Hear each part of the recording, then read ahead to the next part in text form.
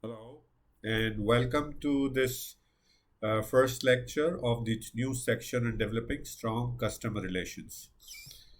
In this section, we're going to give you some in-depth understanding of how can you go develop strong customer relation to build your excellence in sales management. And there are two things that we're going to talk about. We're going to tell you of an overall process that can help you develop these strong relationship with customers, and then also define as a part of that the first step of defining who are the customers. Right. So, any idea, any thoughts that you have on how to develop strong customer relations? So it's a five-step process that you see here. We need to begin with identifying who are the customers, because we must be developing relationship with right customers, right? So we need to define who are the customers. The second thing would be, once we define who are the customers, then we need to understand the drivers of their relationship. What are their drivers? What drives their strong relationship? And we had a look at these when we were looking at the strategizing sessions, but we need to freshly understand specifically for these customers what are the strong relationship, and these could vary from customers to customer. Once we know the drivers, we need to measure the current level of relationship with them, in addition to in terms of the outputs and the our level of performance on the key drivers of the relationship. And once we have the current level identified, then we know where to improve, where to move forward, and then we develop specific action plans, implement and track progress. And that is the process that can, if you take it through, it will help you develop strong customer relationships. So, how do you define the customers? Any thoughts?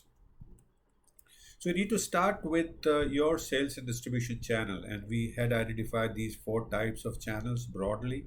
So, there was a business to business, it means there were sales reps and B2B customers.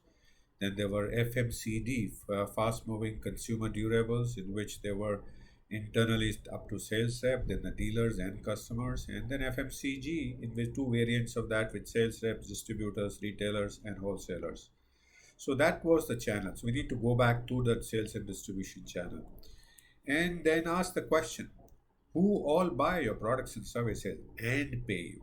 So you need to look at the customers are those people who use, buy, and sell your product, buy your products, and then pay you back for those products and services. So here you could find more than one customer that happens. And if you see in B2B, there is only one customer type. So that's life is relatively easy to define who's the customer. In FMCD, you could find two customers. One is the dealers and the dealers' customers. So that's the two type of customers who buy your products and services and pay. And FMCG, there is distributors, retailers, and wholesalers, and there also could be an additional level of finally the customers, right? And there could be additional level of wholesalers that you don't see in this chart. So the question is, which of these are your customers?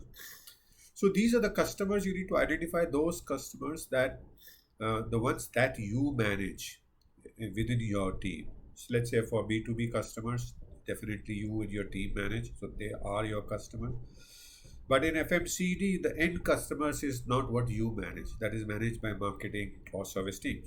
Whereas you manage up to dealers. So those becomes your dealers and they buy and they pay you. So they are your customer. In FMCG, again, it is your distributors and retailers who are your customers. But immediately your customers are the one that you manage are distributors and retailers. And the end customers is that's not what you manage. And so looking at all these, we can find who are the customers with whom you need to build relationship in this chart. So B2B, you have B2B customers. And if you have any distributors, then those would be your customers as well. In FMCD, it will be dealers. And if distributors you have in between, in the FMCG industry will be retailers, wholesalers, and distributors.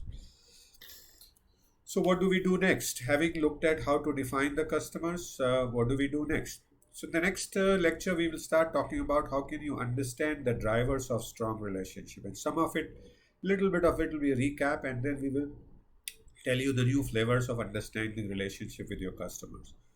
So thank you so much for watching the first lecture of developing strong customer relationship in this course on building excellence in sales management. I hope you're beginning to again learn new things, beginning to enjoy, and I do look forward to see you again in the next lecture.